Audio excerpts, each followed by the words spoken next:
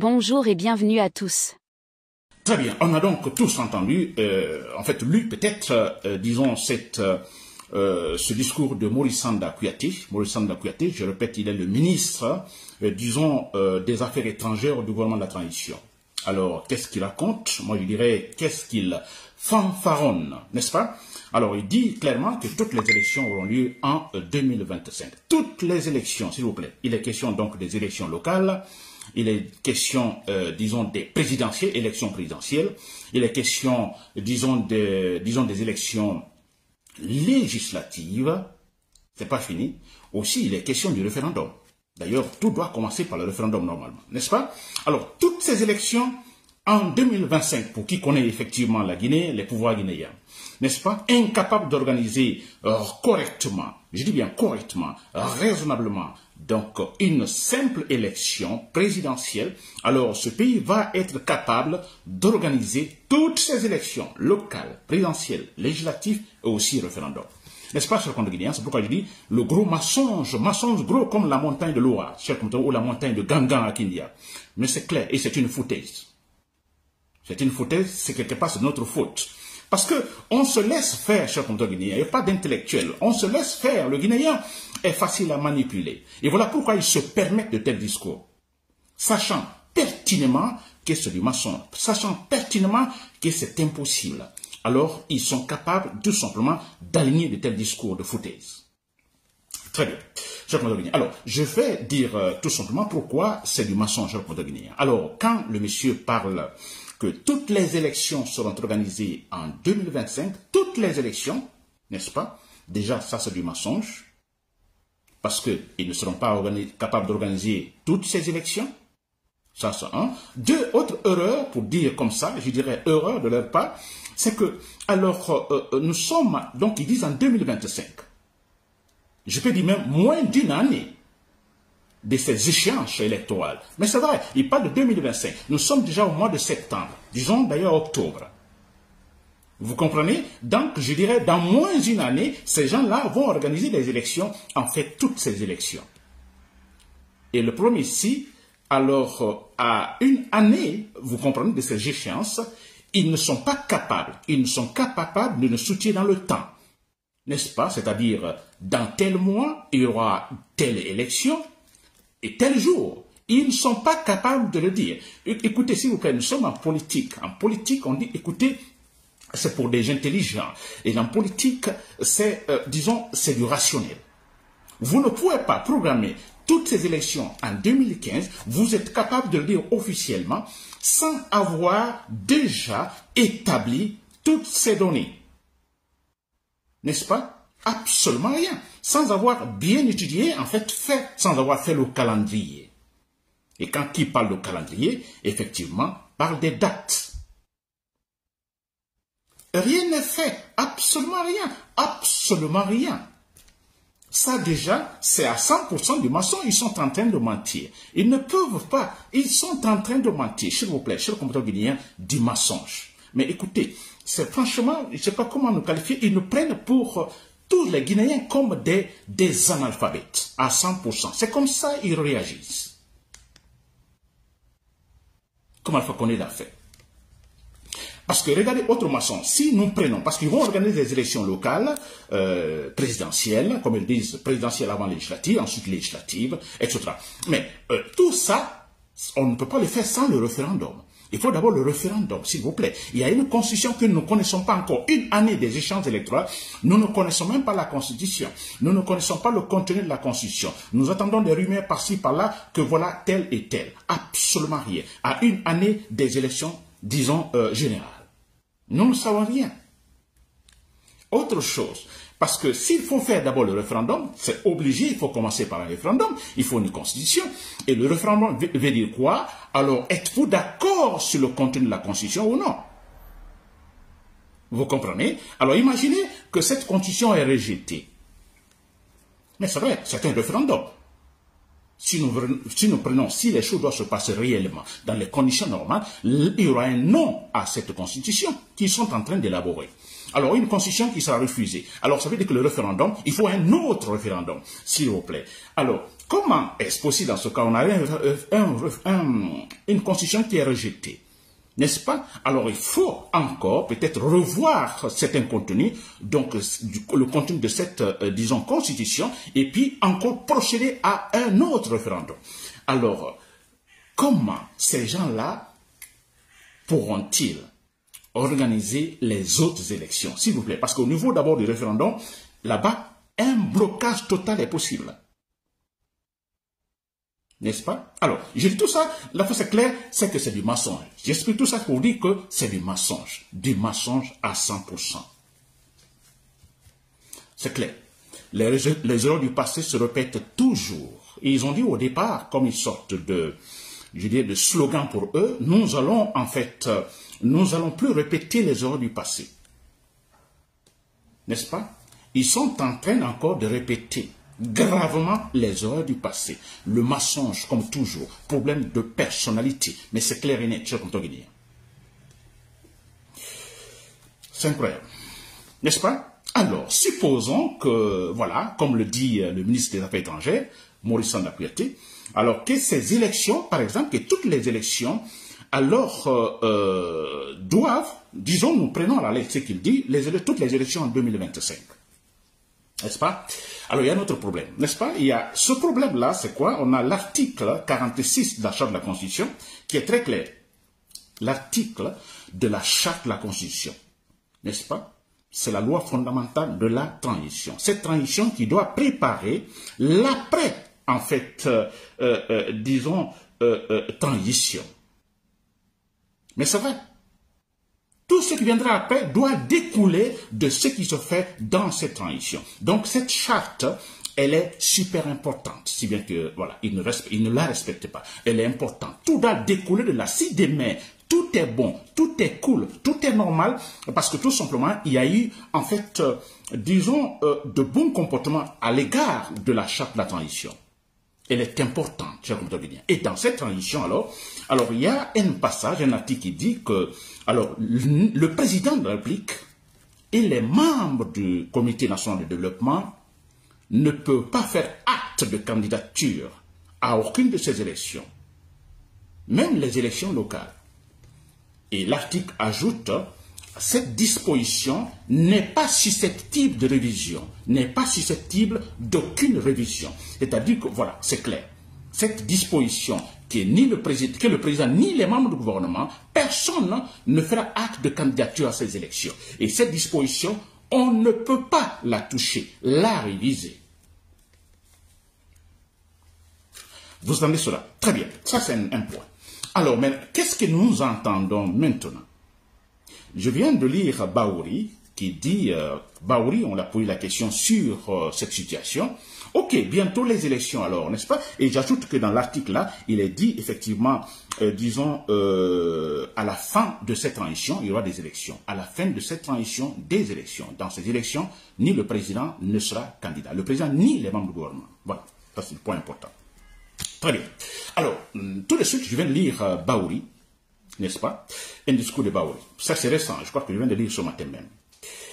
Alors, Baouri, la question lui a été posée sur si Mamadi Doumbouya sera candidat ou non, sur la candidature de Mamadi Doumbouya.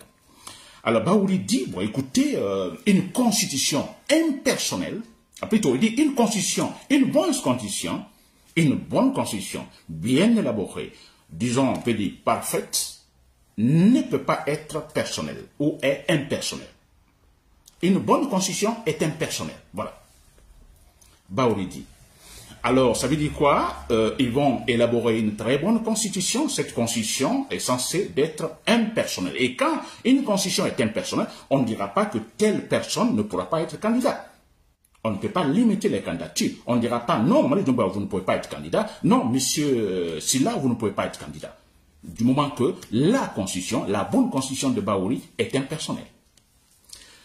C'est quand même incroyable, n'est-ce pas? Alors, ça signifie tout simplement, Baouri est très clair, donc ils ne vont pas dire que leur constitution ne sera pas bonne. Donc, une bonne constitution, donc qui sera impersonnelle, Baouri, plutôt Mamadi Doumbouya, donc donc ne sera pas visé. C'est-à-dire personne ne doit être visé par une constitution. Alors tout le monde doit se présenter. N'est-ce pas? Alors, Baouri ouvre une brèche, n'est-ce pas, pour la candidature Mamadi Doumbouya. Alors, chers compatriotes, ça c'est un fait, vous l'avez compris, on a entendu aussi dans sa Kourouma, ce grand malhonnête. Alors, la même question l'a été posée. Alors, lui, il parle, quand il a dit Mamadi Doumbouya, qu'en est-il de la candidature de Mamadi Doumbouya? Lui, il est très clair, bon, en disant, bon, écoutez, alors, ce débat n'a jamais été, ça n'a jamais été, contredit, disons ainsi. Alors, en fait, d'une façon globale, vaguement, pour ne pas répondre exactement à la question du journaliste, n'est-ce pas? Alors, voilà.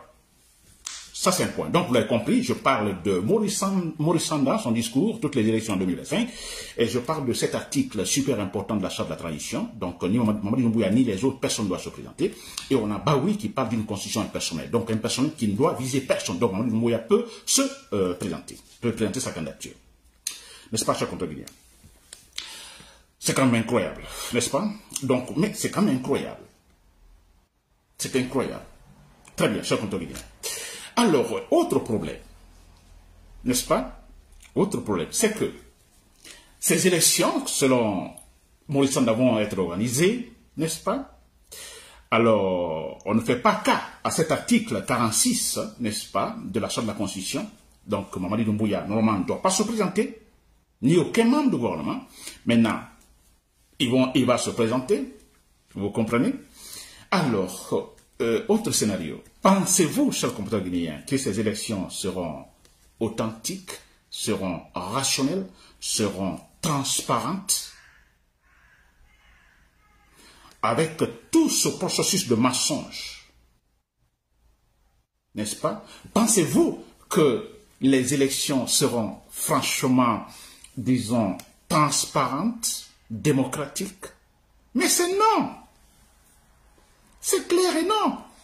C'est pour imposer tout simplement, écoutez, c'est faire un référendum de Mamadi Doumbouya. Si jamais il doit se présenter, ce sera un référendum. Et quel référendum aussi? Vous comprenez, ceux-là qui voteront non, mais écoutez, ils ne seront pas écoutés. On imposera Mamadi Doumbouya qui passe 99,99%, tout simplement.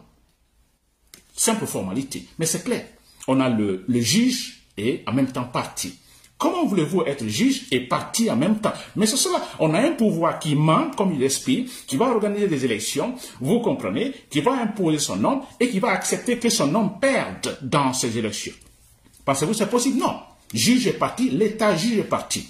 Il ne va jamais échouer. Et comme on a tous reconnu antérieurement, et malheureusement, on a dit qu'on va éviter les erreurs du passé. Mais alors pourquoi ces gens-là donc viennent encore pour répéter les mêmes erreurs? N'est-ce pas? On a des élections sur mesure, mais c'est ce qui se présente, chers compatriotes. C'est le cas, très clairement. Bonne foutaise, n'est-ce pas? Très bien, je vais m'arrêter là. On aura encore sûrement ce soir ou pendant les manifestations, il serait là pour en parler, chers compatriotes. Alors, pour le moment, comme je l'ai toujours dit, nous ne devons pas changer de cap, c'est clair. Nous ne changeons pas de cap. Ces gens-là font tout pour établir les choses et pas des élections en 2025. Nous savons tous que le 31 décembre, ils doivent dégager. C'est la fin de la transition. Alors, ils vont tout faire, une façon de donner l'espoir. Toutes les élections en 2025. Alors on va dire, ah écoutez, pour que nous que nous restions dans le doute, n'est-ce pas? Ah écoutez, une année ce n'est pas loin, toutes les élections, ah ok, attendons cela. Ce n'est pas vrai, chers compatriotes guinéens, ce n'est pas vrai. Les gens qui violent un article précieux de la Charte de la Constitution, article 46, violé par ces gens, pensez-vous qu'ils vont respecter leur parole après? Les gens là, ils ont dit qu'en 2024, on a entendu Baouri il n'y a pas longtemps, non, il n'y aura pas des élections. Les élections générales, non, mais quand même, il y aura un référendum. Mais le référendum, on n'en parle plus. On dit maintenant l'année prochaine. On a entendu dans sa Kourouma parler de la Constitution. Cette Constitution, écoutez, le référendum, bien sûr, lui aussi l'a dit cette année. Mais où nous en sommes, chers compatriotes guinéens? Tout ça, vous comprenez? Alors, la peur de présenter une constitution, alors une constitution dans laquelle il sera clairement, en fait, clarifié, la participation de Mamadi Doumbouya. Mais c'est clair. Ils ont peur de le dire maintenant. Et ça va aggraver leur situation encore à partir du 31 décembre. Mais c'est vrai. Alors voilà, essayez de nous laisser dans l'espoir en 2025 toutes les élections. Mais s'il vous plaît, en 2025, ces élections n'auront pas lieu. Jamais. Et si elles doivent se passer, alors tenez bien, alors elles ne seront jamais transparentes. Ce sera un simple référendum pour Mamadi Doumbouya, imposé Mamadi Doumbouya. C'est pourquoi, chers compatriotes guinéens, pour terminer, moi je suis cette ligne et c'est super important. Alors, il faut donc toujours prendre les armes. C'est cela, il n'y a pas autre chose, chers compatriotes guinéens. Alors, dites ce que vous voulez, c'est compliqué, c'est difficile. Non, écoutez, ce n'est pas compliqué. Mamadi Doumbouya tombera, il tombera parce que, écoutez, il y a pas mal d'argumentation après la chute de Mamadi Doumbouya. N'est-ce pas? C'est une montagne d'argumentation positive quand Mamadi Doumbouya va tomber. Tous nous allons applaudir. Même à l'extérieur, tout le monde applaudira. Mais c'est clair et net. Ce soldat, il est très clair, il écoute, il est conscient de l'existence de toutes ces argumentations positives après la chute de Mamadi Doumbouya.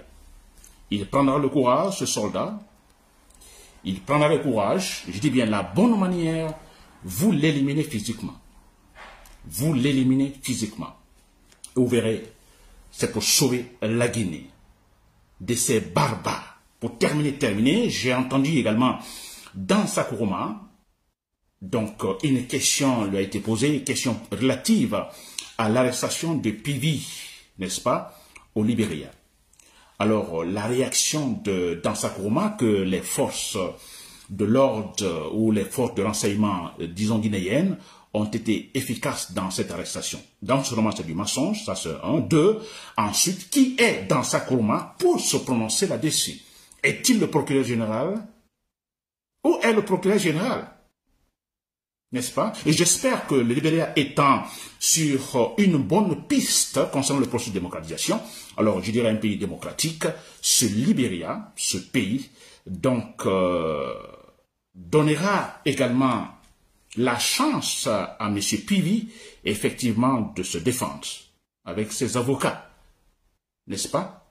Extrader Pivi en Guinée, Guinée, un pays sur la voie de la dictature, un pays gouverné par un barbare, un assassin. Je pense que le Libéria, qui suit clairement le processus de démocratisation, fera beaucoup attention en tentant d'extrader Pivi vers la Guinée. N'oubliez pas de vous abonner et d'activer la cloche de notification pour rester informé de nos prochaines vidéos. Restez à l'écoute pour les développements passionnants à venir.